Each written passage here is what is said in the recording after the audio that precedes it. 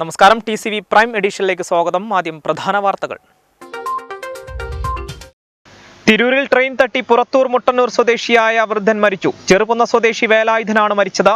68 വയസ്സായിരുന്നു. വ്യാഴാഴ്ച ഉച്ചയോടെ തിരൂർ മുത്തൂർ റെയിൽവേ പാളത്തിലാണ് അപകടമുണ്ടായത്. തീരദേശത്തെ അക്രമങ്ങൾക്ക് തടയിടാൻ സമാധാന കമ്മിറ്റികൾ ഊർജിതമാക്കാൻ ഒരുങ്ങി തിരൂർ പോലീസ്. സമാധാന സംഘങ്ങളുടെ മേഖലാ കമ്മിറ്റി യോഗം വെള്ളിയാഴ്ച കൂട്ടായിൽ ചേരും. ജില്ലാ പോലീസ് മേധാവിയടക്കം യോഗത്തിൽ പങ്കെടുക്കും. ദീപാവലി ആഘോഷത്തിന്റെ തിരക്കിലമർന്ന നാടും നഗരവും. കോവിഡ് തെല്ലൊന്നാകുന്നതോടെ ഗ്രാമങ്ങളിലും നഗരങ്ങളിലും ദീപാവലി ആഘോഷിക്കുന്ന തിരക്കിൽ. മരണം വിളിച്ചു വരുത്തി പൊന്നാനി കുറ്റിപ്പുറം ബൈപ്പാസിലൂടെയുള്ള യാത്ര. ബൈപ്പാസിൽ റോഡിലെ കുഴിയടക്കാൻ കോൺക്രീറ്റ് ചെയ്ത ഭാഗം കോൺക്രീറ്റ് പൊളിഞ്ഞ് കമ്പികളെല്ലാം പുറത്തായി. വാഹനയാത്രക്കാർക്ക് പേടി സ്വപ്നമാകുന്നു. സംസ്ഥാനത്ത് നിന്ന് 7545 പേർക്ക് കോവിഡ് സ്ഥിരീകരിച്ചു. കഴിഞ്ഞ 24 മണിക്കൂറിനിടെ 71,841 സാമ്പിളുകളാണ് പരിശോധിച്ചത്. മലപ്പുറം ജില്ലയിൽ വ്യാഴാഴ്ച ആരോഗ്യ മേഖലയിൽ പ്രവർത്തിക്കുന്ന ഒരാൾക്കുൾപ്പെടെ 370 പേർക്ക് കോവിഡ് സ്ഥിരീകരിച്ചു.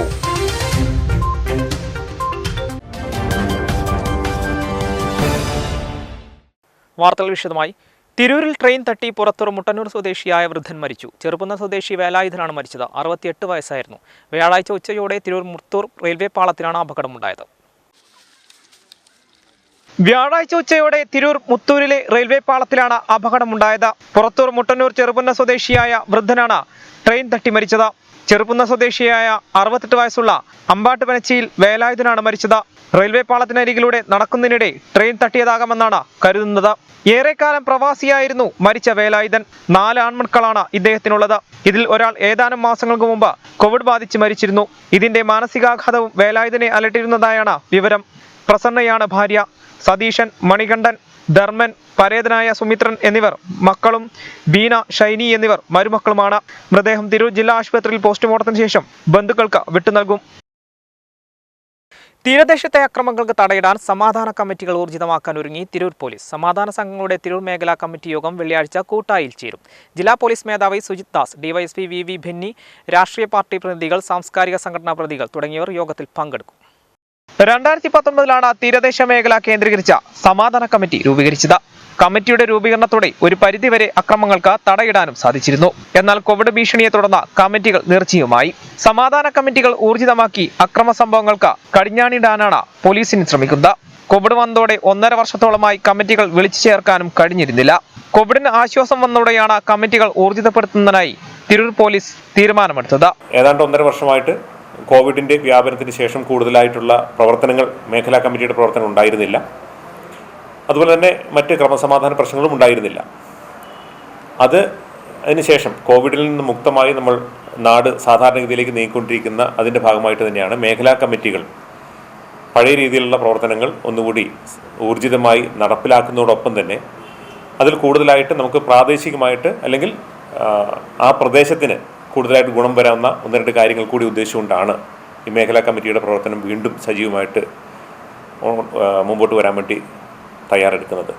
CPM-നും മുസ്ലിം ലീഗിനും പുറമെ മറ്റ് രാഷ്ട്രീയ പാർട്ടി പ്രതിനിധികളെയും ഉൾക്കൊള്ളിച്ചാണ് കമ്മിറ്റി രൂപീകരിക്കുക. സമാധാനം നിലനിർത്തുകയാണ് പ്രധാന ഉദ്ദേശമെങ്കിലും യുവാക്കൾക്കായി ഇൻസെറ്റ് കോച്ചിംഗ് സംവിധാനം കൊണ്ടുവരാനും ആലോചനയുണ്ട്. ഇതിനായി 10ാം ക്ലാസും +2 പാസ്സായവർക്ക് ജോലി നേടിയെടുക്കാനായി കായിക പരിശീലനവും PSC കോച്ചിംഗ് ക്യാമ്പും ആരംഭിക്കും. സ്വാഭാവികമായിട്ടും നമ്മളെ സംബന്ധിച്ച് നമ്മുടെ ചെറുപ്പക്കാർ അവർക്കൊരു ലക്ഷ്യബോധം ഉണ്ടാക്കി കൊടുക്കുക എന്ന് പറയുന്നത് നമ്മുടെ ഓരോരുത്തരുടെയും ഉത്തരവാദിത്വമാണ്. വിദ്യാഭ്യാസം നല്ല നിലയ്ക്ക് വിദ്യാഭ്യാസം കംപ്ലീറ്റ് ചെയ്യുന്ന ആൾക്കാരാണെങ്കിലും ഒരു കാര്യമായിട്ടുള്ള ഒരു സർക്കാർ സംവിധാനത്തിലോ അല്ലെങ്കിൽ മറ്റ് സ്ഥിര വരുമാനം ലഭിക്കുന്ന ജോലികളോ ലഭിക്കാതെ പോകുന്ന ഒരു സാഹചര്യം നമ്മുടെ ഈ പ്രദേശത്തുണ്ടെന്നുള്ളത് നമുക്ക് എല്ലാവർക്കും അറിയാം. അപ്പം അതിനൊരു സംവിധാനം, ഒരു PSC കോച്ചിങ് പോലുള്ള സംവിധാനം. PSC കോച്ചിങ് മാത്രമല്ല ഉദ്ദേശിക്കുന്നത്, പ്രത്യേകിച്ച് സേനകളിലേക്കുള്ള റിക്രൂട്ട്മെൻറ്റുകളിന് നമുക്ക് സഹായിക്കാൻ പറ്റുന്ന കാര്യങ്ങൾ ഒരുപാടുണ്ട്. സേനകളിലേക്കെന്ന് പറയുമ്പോൾ ആർമി ആണെങ്കിലും ശരി, BSF, CRPF പോലുള്ള പാരാമിലിറ്ററി ഫോഴ്സുകളാണെങ്കിലും പോലീസിലേക്കാണെങ്കിലും എക്സൈസിലേക്കാണെങ്കിലും എല്ലാം കായിക പരിശീലനവും അതോടൊപ്പം തന്നെ എഴുത്ത് പരീക്ഷയ്ക്കുള്ള പരിശീലനവും ആവശ്യമാണ്. അതിനുള്ള പരിശീലനം കൊടുക്കാനുള്ള ഒരു സംവിധാനം കൂടി നമ്മൾ ആലോചിക്കുന്നുണ്ട്. അതിൽ ഈ മേഖലാ കമ്മിറ്റികളിൽ ഇപ്പോൾ CPM-ൻ്റെയോ അല്ലെങ്കിൽ ലീഗിൻ്റെയോ പ്രതിനിധികൾ മാത്രമാണ് നിലവിലുള്ളതെങ്കിലും ഈ സംഗതികൾക്ക് മറ്റുള്ളവരുടെ സഹകരണം ആവശ്യമുണ്ട്. മറ്റുള്ള പാർട്ടികളെയും മറ്റുള്ള സംഘടനകളെയും മറ്റ് എല്ലാ തരത്തിലുള്ള ആളുകളെയും ഉൾക്കൊള്ളിച്ചുകൊണ്ടുള്ള ഒരു സംവിധാനമാണ് ഉദ്ദേശിക്കുന്നത്. ഞാൻ നേരത്തെ ജോലി ചെയ്തിരുന്ന ഒരു പാനൂരിൽ തുടങ്ങിയ ഒരു സംവിധാനം ഉണ്ടായിരുന്നു. ഇൻസൈറ്റ് എന്ന് പേരിട്ടിരിക്കുന്ന ഒരു കോച്ചിങ് സംവിധാനം ഉണ്ടായിരുന്നു. 2019 അത് ആരംഭിച്ചത്. 2018 ആരംഭിച്ചു. 2019-2020 ആകുമ്പോഴത്തേക്കും 42 പേര് ആ സംവിധാനത്തിലൂടെ മാത്രം സർവീസ് വിവിധ സേനകളിലേക്കും PSCയിലേക്കുമായി സർവീസിലേക്ക് കയറിയിട്ടുണ്ട്. ഇപ്പോഴും ആ ട്രെയിനിങ് സംവിധാനം അവിടെ നിലനിൽക്കുന്നുണ്ട്. മദ്യത്തിനും മയക്കുമരുന്നിനുമെതിരെയുള്ള ബോധവൽക്കരണം, കാലാവസ്ഥാ വ്യതിയാനത്തിൽ കടലിൽ വെച്ച് മത്സ്യബന്ധനത്തിനിടെ ഉണ്ടാവുന്ന അപകടങ്ങളും രക്ഷാപ്രവർത്തനങ്ങളും സംബന്ധിച്ച ബോധവൽക്കരണം ഉൾപ്പെടെ സമാധാന കമ്മിറ്റികൾക്ക് കീഴിൽ നടപ്പിലാക്കും. DYSP VP Benny, CI MJ Jijo, SI PD Joseph, കൂട്ടായി ബഷീർ, PP അബ്ദുള്ളക്കുട്ടി തുടങ്ങിയവർ വാർത്താ സമ്മേളനത്തിൽ പങ്കെടുത്തു. ദീപാവലി ആഘോഷത്തിന്റെ തിരക്കിലമർന്ന നാടും നഗരവും. കോവിഡ് തെല്ലന്തങ്ങുന്നതോടെ ഗ്രാമങ്ങളിലും നഗരങ്ങളിലും ദീപാവലി ആഘോഷിക്കുന്ന തിരക്കിലാണ്. മധുരം കഴിച്ചും പടക്കം പൊട്ടിച്ചും ദീപാവലിയെ അവസ്മരണീയമാക്കി മുതിർന്നവരും കുട്ടികളും. ദീപങ്ങളുടെ ആഘോഷമായ ദീപാവലി കഴിഞ്ഞ വർഷം മഹാമാരിയുടെ കരിനിഴലിൽ ഒട്ടും ശോഭയില്ലാതെ നിറം മങ്ങിപ്പോയിരുന്നു. കഴിഞ്ഞ തവണത്തേതിൽ നിന്നും വ്യത്യസ്തമായി മഹാമാരിയുടെ ഭീഷണി തെല്ലൊന്നൊതുങ്ങിയതോടെ വീണ്ടും ആഘോഷത്തിന്റെ തിരക്കിലമർന്നിരിക്കുകയാണ് നാടും നഗരവും. പടക്കം പൊട്ടിച്ചും മധുരപലഹാരങ്ങൾ വിതരണം ചെയ്തും കഴിച്ചും ആളുകൾ ദീപാവലി ആഘോഷം അവിസ്മരണീയമാക്കി. മുതിർന്നവരും കുട്ടികളും ഒരുപോലെ ആഘോഷത്തിന്റെ ലഹരിയിലാണ്.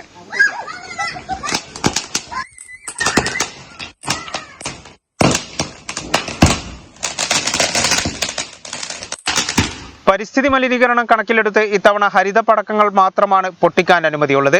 ഇതും ദീപാവലി ദിവസം രാത്രി 8 മുതൽ 10 വരെ മാത്രമാണ് അനുമതി. അതേസമയം മലബാർ മേഖലയിൽ പ്രധാനമായും ദീപാവലി എന്നത് പടക്കം പൊട്ടിക്കലാണ്. കോവിഡിന്റെ ആഘാതം നിലനിൽക്കുന്നതിനാൽ തന്നെ വാങ്ങുന്നവർ വളരെ കുറച്ച് പടക്കങ്ങൾ മാത്രമാണ് വാങ്ങുന്നതെന്ന് കച്ചവടക്കാർ പറയുന്നു. കുട്ടികളാണ് പ്രധാനമായും പടക്കങ്ങളുടെ ആവശ്യക്കാർ. ഇന്ന് ദീപാവലി ഫെസ്റ്റിവലാണ്. ഇതിന് ബേസ് ചെയ്തിട്ട് ഞങ്ങൾ കുറേ സ്വീറ്റ്സ് ഉണ്ടാക്കി അടുത്ത വീട്ടിലേക്കൊക്കെ കൊടുത്തു. പിന്നെ ഞങ്ങൾ പടക്കമൊക്കെ പൊട്ടിച്ചു. Happy Deepavali, thank you. Deepavali മിഠായി എന്ന പേരിൽ വിവിധ നിറത്തിലുള്ള പലഹാരങ്ങളടങ്ങിയ കടലാസ് പെട്ടി വിപണിയിൽ ലഭ്യമാണ്. 1/2 കിലോയുടെ പാക്കറ്റിന് 80 രൂപയാണ് വില. കോവിഡ് ഭീഷണി പൂർണ്ണമായും ഒഴിഞ്ഞിട്ടില്ലാത്തതിനാൽ പൊതുവെ ദീപാവലി വിപണി നിറമങ്ങിയിരിക്കുകയാണ്. സംസ്ഥാനത്ത് 11 ജില്ലകളിൽ അതിശക്തമായ മഴയ്ക്ക് മുന്നറിയിപ്പ്. മലയോര മേഖലകളിൽ മഴ കനത്തേക്കും. പത്തനംതിട്ട, ഇടുക്കി, കോഴിക്കോട്, വയനാട്, കണ്ണൂർ, കാസർഗോഡ് ജില്ലകളിൽ ഓറഞ്ച് അലർട്ട് പ്രഖ്യാപിച്ചു. മലപ്പുറം അടക്കം 4 ജില്ലകളിൽ യെല്ലോ അലർട്ടാണ്. തെക്കുകിഴക്കൻ അറബിക്കടലിൽ ന്യൂനമർദ്ദം ശക്തി പ്രാപിക്കുകയാണ്. ദക്ഷിണേന്ത്യൻ സംസ്ഥാനങ്ങളിൽ കിഴക്കൻ കാറ്റിന്റെ സ്വാധീനം ശക്തി പ്രാപിക്കുന്നതിനെ തുടർന്ന് സംസ്ഥാനത്ത് ഇന്ന് ശക്തമായ മഴയ്ക്ക് സാധ്യതയുണ്ടെന്ന് കേന്ദ്ര കാലാവസ്ഥാ വകുപ്പ് മുന്നറിയിപ്പ് നൽകി. 11 ജില്ലകളിലാണ് ഇന്ന് മഴ മുന്നറിയിപ്പുള്ളത്. മലയോര മേഖലയിൽ മഴ കനത്തേക്കും. പത്തനംതിട്ട, ഇടുക്കി, കോഴിക്കോട്, വയനാട്, കണ്ണൂർ, കാസർഗോഡ് ജില്ലകളിൽ നിന്ന് ഓറഞ്ച് അലർട്ട് പ്രഖ്യാപിച്ചു. കോട്ടയം, എറണാകുളം, തൃശൂർ, പാലക്കാട്, മലപ്പുറം ജില്ലകളിൽ നിന്ന് യെല്ലോ അലർട്ടാണ്. പത്തനംതിട്ട, ഇടുക്കി, മലപ്പുറം, പാലക്കാട്, മലപ്പുറം, വയനാട്, കാസർഗോഡ് ജില്ലകളിൽ നാളെയും മറ്റന്നാളും യെല്ലോ അലർട്ട് മുന്നറിയിപ്പുണ്ട്. ഇടിമിന്നലിനും ശക്തമായ കാറ്റിനും സാധ്യതയുള്ളതിനാൽ പൊതുജനങ്ങൾ ജാഗ്രതാ നിർദ്ദേശങ്ങൾ പാലിക്കണമെന്ന് സംസ്ഥാന ദുരന്ത നിവാരണ അതോറിറ്റി അറിയിച്ചു. താനൂർ കാരാട് സ്വദേശിയെ കല്ലുകൊണ്ട് കുത്തിപ്പരിക്കേൽപ്പിച്ച കേസിൽ പ്രതി അറസ്റ്റിൽ. താനൂർ എടക്കടപ്പുറം സ്വദേശി ഇസൂട്ടിന്റെ പുരക്കൽ അറഫാത്തിനെയാണ് താനൂർ പോലീസ് ബുധനാഴ്ച രാത്രിയോടെ അറസ്റ്റ് ചെയ്തത്. താനൂർ കാരാട് പ്രദേശത്താണ് സംഭവം ഉണ്ടായത്. ആക്രമണത്തിനിരയായ യുവാവിന്റെ വീട്ടുപരിസരത്ത് പ്രതി മദ്യപിക്കുന്നത് ചോദ്യം ചെയ്തതാണ് ആക്രമണത്തിന് കാരണമെന്നാണ് പോലീസ് പറയുന്നത്. യുവാവിന്റെയും സഹോദരങ്ങളുടെയും കണ്ണിലേക്ക് മുളകുപൊടി സ്പ്രേ അടിച്ചതിനു ശേഷം യുവാവിനെ വെട്ടിപ്പരിക്കേൽപ്പിക്കുകയായിരുന്നു. താനൂർ CI ജീവൻ ജോർജിന്റെ നേതൃത്വത്തിലുള്ള അന്വേഷണ സംഘമാണ് പ്രതിയെ അറസ്റ്റ് ചെയ്തത്. SI ശ്രീജിത്ത് നരേന്ദ്രൻ, CPOമാരായ സലേഷ്, കൃഷ്ണകുമാർ, രജിത് എന്നിവരും അന്വേഷണ സംഘത്തിലുണ്ടായിരുന്നു. താനൂർ, തിരൂർ, കൊണ്ടോട്ടി, കാസർഗോഡ്, കുമ്പള, തൃശൂർ വെസ്റ്റ് എന്നീ സ്റ്റേഷനുകളിൽ വധശ്രമം, കവർച്ച, കഞ്ചാവ് എന്നീ കേസുകളും നിലവിലുണ്ട്. തൃക്കണ്ടിയൂർ ശിവക്ഷേത്രത്തിൽ ഒരാഴ്ചയായി നടന്നുവന്ന വാവുത്സവം സമാപിച്ചു. വ്യാഴാഴ്ച വാദ്യകല കേസരി ചെറുതാഴം ചന്ദ്രന്റെയും ചിറക്കൽ നിതീഷിന്റെയും നേതൃത്വത്തിലുള്ള മേളത്തോടെ നടത്തിയ ശീവേലി എഴുന്നള്ളത്തോടെ ആരംഭിച്ച വാവുത്സവം ഭണ്ഡാരക്കാവിലേക്കുള്ള എഴുന്നള്ളത്തോടെ സമാപിച്ചത്. തിരൂർ തൃക്കണ്ടിയൂർ ശിവക്ഷേത്രത്തിലെ വാവുത്സവം വ്യാഴാഴ്ച വാദ്യകലാ കേസരി ചെറുതാഴം ചന്ദ്രന്റെയും ചിറക്കൽ നിതീഷിന്റെയും നേതൃത്വത്തിലുള്ള മേളത്തോടെ നടത്തിയ ശീവേലി എഴുന്നള്ളത്തോടെയാണ് തുടക്കമായത്.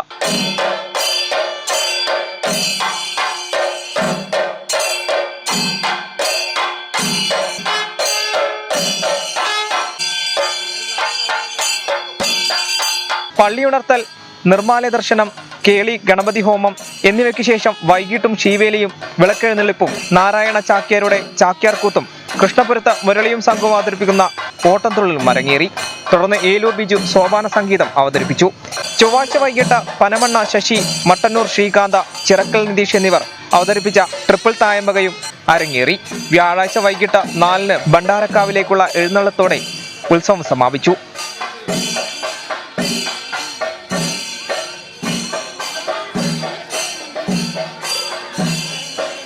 ദീപാവലി ആഘോഷത്തിന്റെ ഭാഗമായി ഹിന്ദുസേവാ സമിതിയുടെ നേതൃത്വത്തിൽ അമ്പലക്കുളങ്ങര ദേവീക്ഷേത്രത്തിൽ ദീപക്കാഴ്ചയും ഒരുക്കിയിരുന്നു.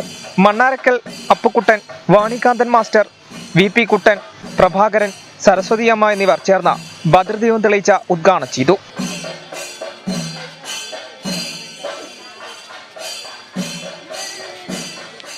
ഇനിയൊരു ഇടവേള.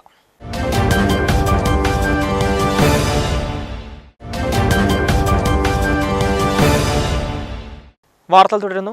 പൊന്നാനി കുറ്റിപ്പുറം ബൈപ്പാസിൽ റോഡിലെ കുഴിയടക്കാൻ കോൺക്രീറ്റ് ചെയ്ത ഭാഗം മരണം വിളിച്ചു വരുത്തുന്നു. കോൺക്രീറ്റ് പൊളിഞ്ഞ് കമ്പികളെല്ലാം പുറത്തായി വാഹനയാത്രക്കാർക്ക് പേടിസ്വപ്നമാവുകയാണ്. ബൈപ്പാസിൽ നിന്നും നരിപ്പറമ്പിലേക്ക് തിരിയുന്ന ഭാഗത്തു കൂടിയുള്ള യാത്ര നിർമ്മാണത്തിലെ അശാസ്ത്രീയതയാണ് കാരണമെന്ന് നാട്ടുകാർ ആരോപിച്ചു.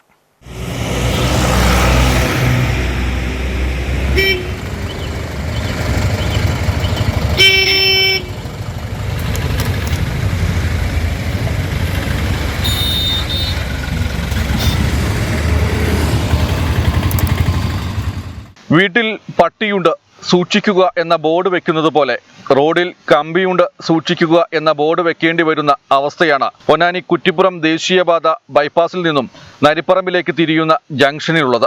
ചമ്രോട്ടം പാലത്തിലേക്ക് എത്താനായി തിരിയുന്ന ഇടത്ത് റോഡിന് നടുവിലായി ഗർത്തമടയ്ക്കാനായി കരാർ കമ്പനി കോൺക്രീറ്റ് ചെയ്തിടത്താണ് വാഹനങ്ങൾക്കും യാത്രക്കാർക്കും ഭീഷണിയായി കമ്പികൾ പുറത്തേക്ക് വന്നിരിക്കുന്നത്.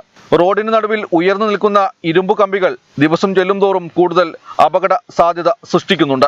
നിർമ്മാണത്തിലെ അപാകത കാരണം റോഡിലുണ്ടാകുന്ന വലിയ കുഴികൾ ചെറിയ കാലയളവിനുള്ളിൽ തന്നെ 5 തവണയാണ് അറ്റകുറ്റപ്പണി നടത്തേണ്ടി വന്നത്.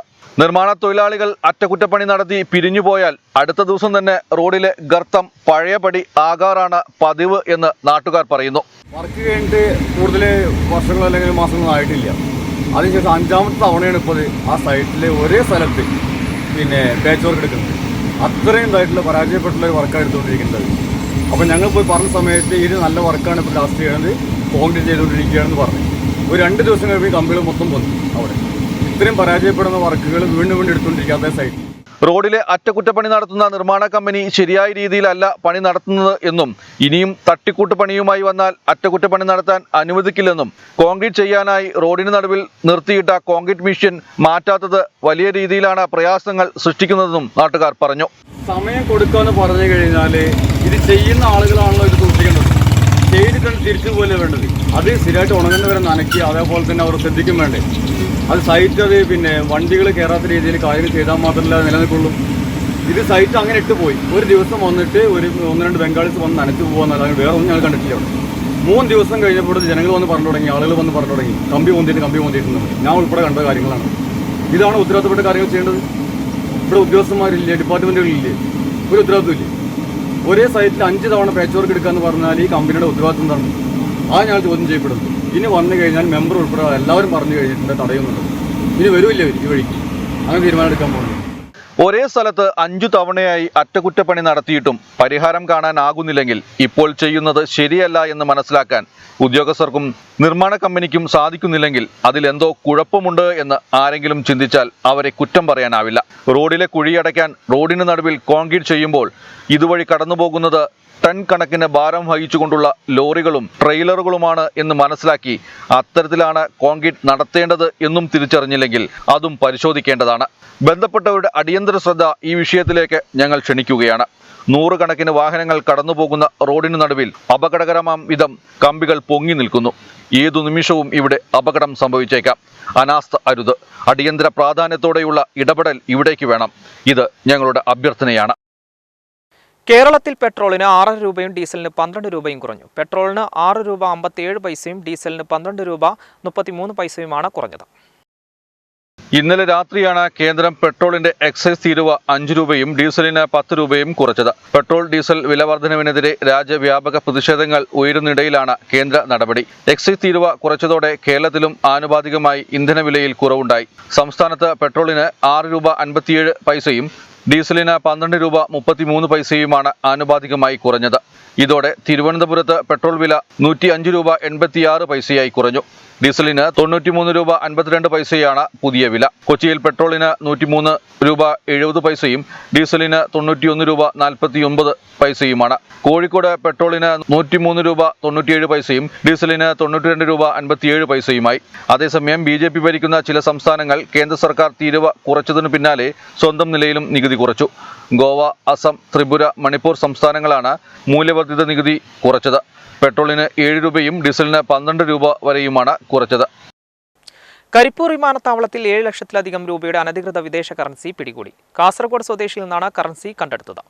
ബുധനാഴ്ചയാണ് വിദേശത്തേക്ക് പോകുന്നതിനിടെ കാസർഗോഡ് സ്വദേശിയായ യാത്രക്കാരനിൽ നിന്ന് അനധികൃത വിദേശ കറൻസി പിടികൂടിയത്. ഇൻഡിഗോ വിമാനത്തിൽ ഷാർജയിലേക്ക് പോകാനെത്തിയ യാത്രക്കാരനിൽ നിന്നാണ് കറൻസി കണ്ടെടുത്തത്.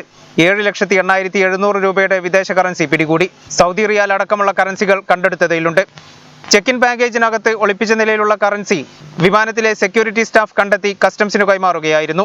3 യാത്രക്കാരിൽ നിന്നായി 4 കിലോക്കടുത്ത് സ്വർണ്ണക്കടത്തും കസ്റ്റംസ് കഴിഞ്ഞ ദിവസങ്ങളിൽ പിടികൂടി.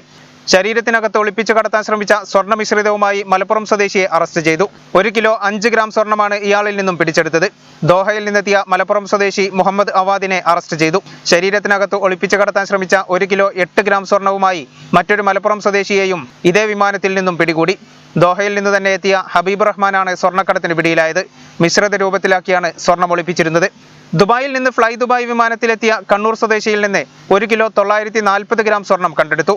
മിശ്രിത രൂപത്തിൽ പാക്കറ്റിലാക്കി അടിവസ്ത്രത്തിൽ ഒളിപ്പിച്ചു കടത്തുകയായിരുന്ന സ്വർണവുമായി കണ്ണൂർ സ്വദേശി സയ്യിദ് ഫൈസലിനെയാണ് കസ്റ്റംസ് അറസ്റ്റ് ചെയ്തത്.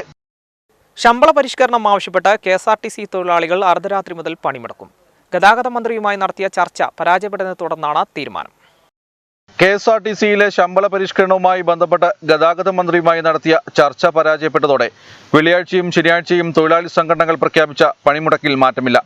വ്യാഴാഴ്ച അർദ്ധരാത്രി മുതൽ പണിമുടക്ക് ആരംഭിക്കും. 48 മണിക്കൂറാണ് പണിമുടക്കിന് ആഹ്വാനം ചെയ്തിട്ടുള്ളത്.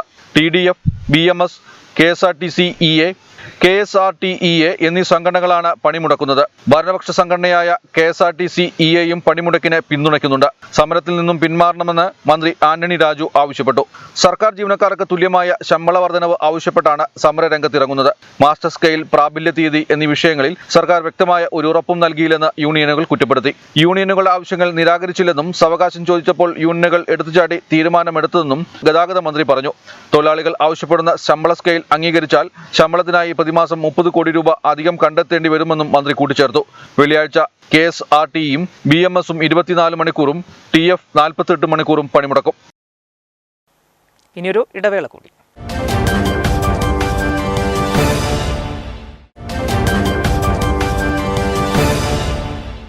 വാർത്തകൾ തുടരുന്നു. ഹരിത മുൻ നേതാക്കളുടെ പരാതിയിൽ MSF സംസ്ഥാന അധ്യക്ഷൻ PK നവാസിനെതിരെ കുറ്റപത്രം സമർപ്പിച്ചു. കോഴിക്കോട് വെള്ളയിൽ പോലീസ് സമർപ്പിച്ച കുറ്റപത്രത്തിൽ PK നവാസ് സ്ത്രീത്വത്തെ അപമാനിച്ചെന്ന് വ്യക്തമാകുന്നു. MSFന്റെ മലപ്പുറം ജില്ലാ സെക്രട്ടറി അബ്ദുൽ വഹാബിനെ കുറ്റപത്രത്തിൽ നിന്ന് ഒഴിവാക്കി. കുറ്റപത്രത്തിൽ PK നവാസാണ് ഒന്നാം പ്രതി. 18 സാക്ഷികളാണ് കേസിലുള്ളത്. കഴിഞ്ഞ ജൂൺ 22-നാണ് കേസിനാസ്പദമായ സംഭവം. കോഴിക്കോട് വെച്ച് നടന്ന സംസ്ഥാന സമിതി യോഗത്തിൽ വെച്ച് PK നവാസ് ഹരിത നേതാക്കളോട് അപമര്യാദയായി പെരുമാറിയെന്നാണ് പരാതി. സ്ത്രീത്വത്തെ അപമാനിച്ചെന്നും ലൈംഗിക ചുവയോടെ പെരുമാറിയെന്നും ഹരിത നേതാക്കൾ പരാതി നൽകിയിരുന്നു.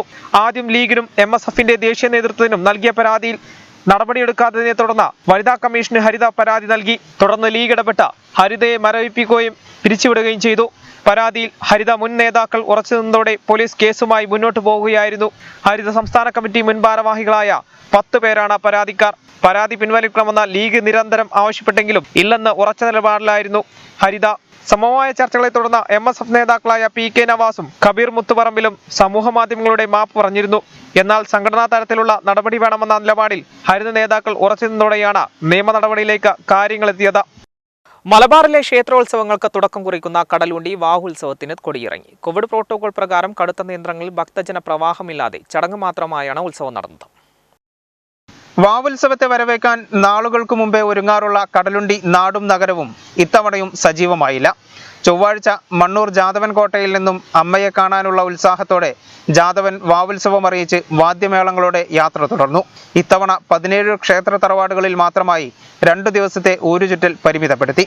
വാവുനാളിൽ വാക്കടവിൽ അമ്മ ദേവിയെ കണ്ടുമുട്ടി. സർവാഭരണ വിഭൂഷിതയായ ദേവിക്കൊപ്പം ജാതവൻ പേടിയാട്ടേക്ക് തിരിച്ചെഴുന്നള്ളുന്നതാണ് ചടങ്ങ്.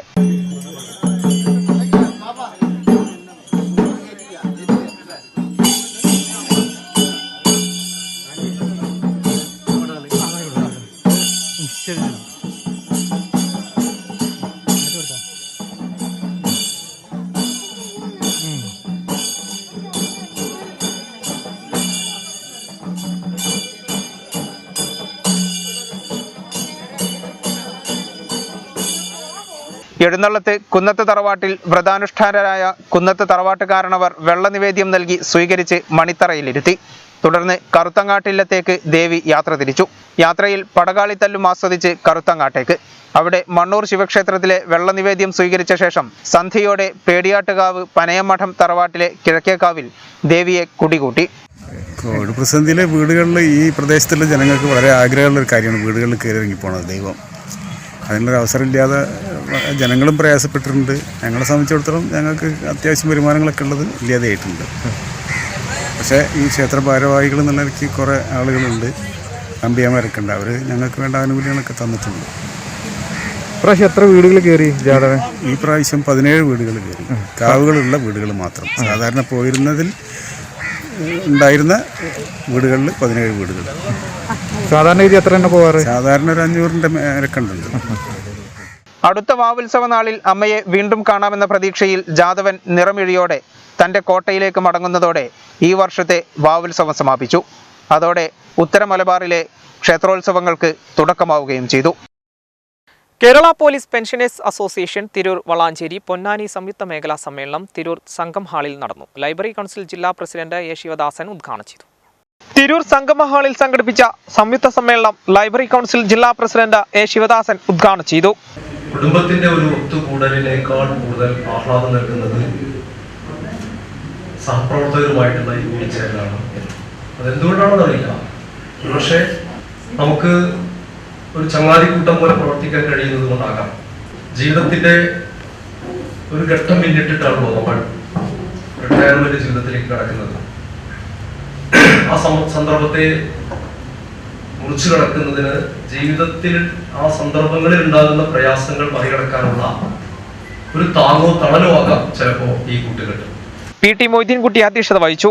TP. Raveendran, Kerala police officers ജില്ലാ joint secretary PD. Joseph, K. Aboobacker തുടങ്ങിയവർ സംസാരിച്ചു. തിരൂർ, പൊന്നാനി, വളാഞ്ചേരി മേഖലകളിൽ നിന്നായി 50ഓളം പ്രതിനിധികൾ പങ്കെടുത്തു. ചടങ്ങിൽ വിവിധ മേഖലകളിൽ കഴിവ് തെളിയിച്ചവരെയും ആദരിച്ചു. വെട്ടത്തുനാട് ചരിത്ര സാംസ്കാരിക സമിതിയുടെ ഓഫീസ് പറവണ്ണയിൽ പ്രവർത്തനം ആരംഭിച്ചു. Tirur block panchayat president advocate U Zainuddin ഉദ്ഘാടനം ചെയ്തു. വെട്ടത്തുനാട് ചരിത്ര സാംസ്കാരിക സമിതിയും മലയാളം സർവകലാശാലയും സംയുക്തമായാണ് വെട്ടത്തുനാടിന്റെ 21 ദേശങ്ങളുടെ ചരിത്രം തയ്യാറാക്കുന്നതിന്റെ ഭാഗമായി വെട്ടത്തുനാട് ചരിത്ര സാംസ്കാരിക സമിതിയുടെ ഓഫീസ് പറവണ്ണയിൽ പ്രവർത്തനം ആരംഭിച്ചത്. Tirur block panchayat president advocate U Zainuddin ഉദ്ഘാടനം ചെയ്തു. സ്വാതന്ത്ര്യ സമരത്തിന്റെ പട്ടികയിൽ നിന്ന് പോലും ഒഴിവാക്കേണ്ടതില്ല. സ്വാതന്ത്ര്യ സമരത്തിന്റെ ഭാഗമല്ല എന്ന് പറയുന്ന ഒരു കാലത്താണ് നമ്മുടെ നാട്ടിലുണ്ടായിരുന്ന നന്മകളെ തേടിയുള്ള ഒരു യാത്ര നമ്മൾ. ഏതായാലും ഈ ഓഫീസ് ഇവിടെ അതിന് അനുയോജ്യമായ സ്ഥലം തന്നെ. വെട്ടത്തുനാടിന്റെ ഒരു വാണിജ്യ കേന്ദ്രമായിരുന്നു പറയാം. വെട്ടത്തുനാട് സമിതി പ്രസിഡന്റ് കെ അബ്ദുൾ റസാഖ് അധ്യക്ഷത വഹിച്ചു. Secretary Abdulla, doctor Manjusha R Varma, Ullattil Raveendran, Rajani Mullayil, doctor Rajesh, P. Abdullakutty, C. Thankamani, Usman Thaivalappil, MK Shukoor, Fawas Chandrikath, Krishnan Pachattiri, Mujeeb Manar, Nooruddeen Paravanna, CH Abdullakutty തുടങ്ങിയവർ പരിപാടിയിൽ പങ്കെടുത്തു. ഇനിയൊരു ഇടവേള കൂടി.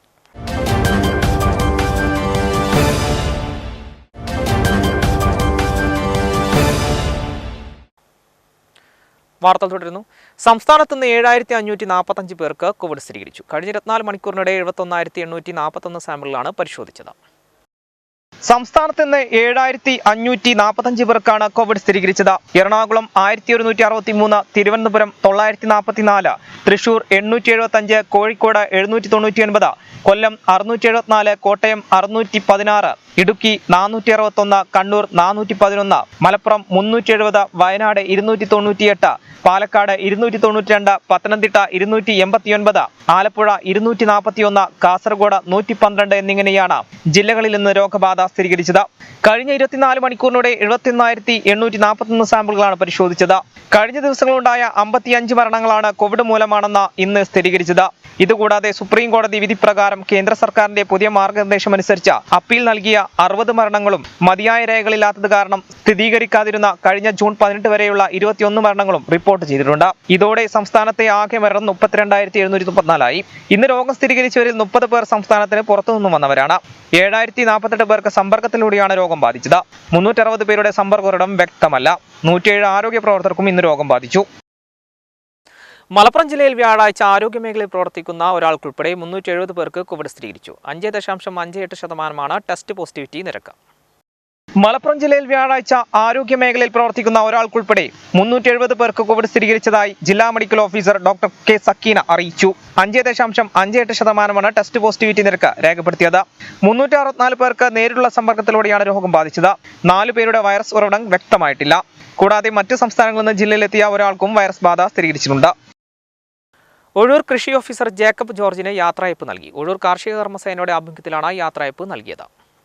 ഒഴൂർ കൃഷി ഓഫീസർ ജേക്കബ് ജോർജിനാണ് യാത്രയയപ്പ് നൽകിയത്. ഒഴൂർ കാർഷിക കർമ്മസേനയുടെ ആഭിമുഖ്യത്തിലാണ് യാത്രയയപ്പ് ഒരുക്കിയത്. പഞ്ചായത്ത് ആരോഗ്യ വിദ്യാഭ്യാസ സ്റ്റാൻഡിംഗ് കമ്മിറ്റി അധ്യക്ഷൻ അഷ്കർ കോറാട് ഉദ്ഘാടനം ചെയ്തു.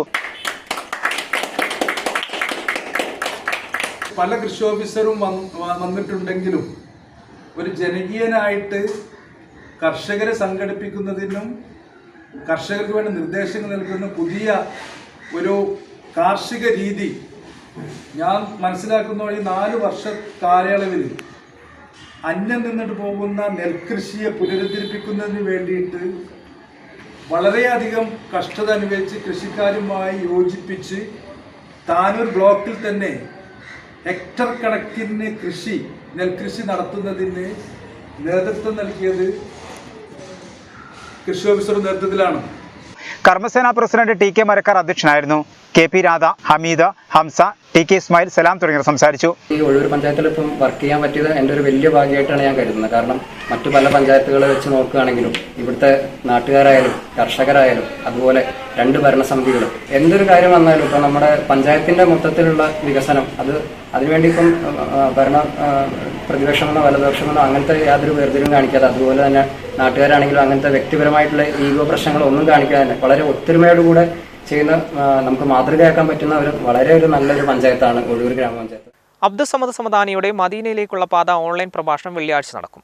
തിരുനബിയുടെ സർവ്വലൗകികത എന്ന വിഷയത്തിലാണ് പ്രഭാഷണം സംഘടിപ്പിക്കുന്നത്. 4 മണിക്ക് ആരംഭിക്കുന്ന പ്രഭാഷണം സമദാനിയുടെ ഫേസ്ബുക്ക് പേജിലും കമ്പാഷൻ വിഷൻ എന്ന യൂട്യൂബ് ചാനലിലും തത്സമയം ലഭ്യമാകും.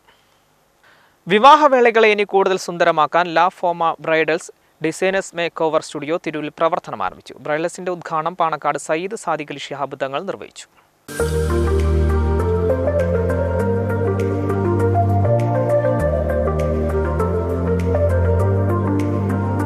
വിവാഹവേളകളെ ഇനി മുതൽ സുന്ദരമാക്കാൻ La Fomo bridals designers make over studio തിരൂരിൽ പ്രവർത്തനം ആരംഭിച്ചു. തിരൂർ റിംഗ് റോഡിലെ ബിസിനസ് സെൻട്രൽ ബിൽഡിംഗിൽ പ്രവർത്തനം ആരംഭിച്ച ലാ ഫോമോ ബ്രൈഡൽസിന്റെ ഉദ്ഘാടനം പാണക്കാട് സയ്യിദ് സാദിഖ് അലി ശിഹാബ് തങ്ങൾ നിർവഹിച്ചു.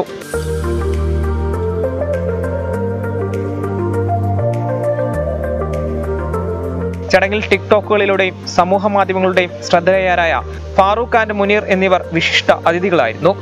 ഗായകൻ ഫിറോസ് ബാബു, ജൗഹർ തിരൂർ, ജമീല ഇസുബിൻ, സമദ് കല്ലടിക്കോട്, ഗഫൂർ മാസ്റ്റർ, IP ഷാജിറ തുടങ്ങിയവർ പങ്കെടുത്തു. Bridal boutique, bridal ornaments, haldi ornaments എന്നിവയും കൂടാതെ bridal make over, pre wedding, skin and hair treatment, mehndi designing തുടങ്ങിയവയും ലാ ഫോമോ ബ്രൈഡൽസിൽ ലഭ്യമാണ്.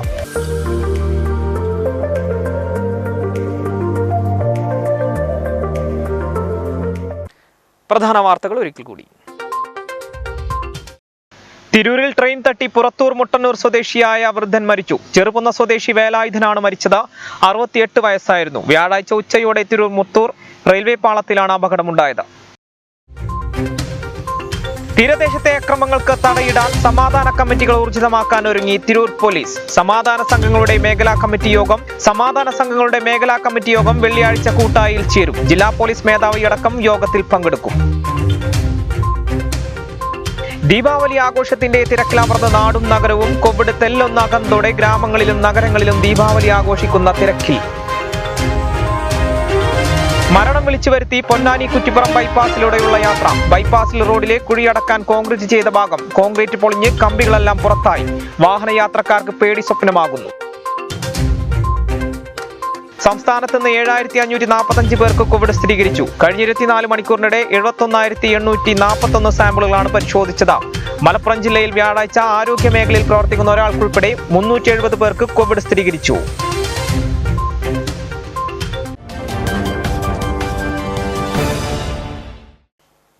ഇതോടുകൂടി വാർത്താ ബുള്ളറ്റിൻ സമാപിക്കുന്നു. നമസ്കാരം.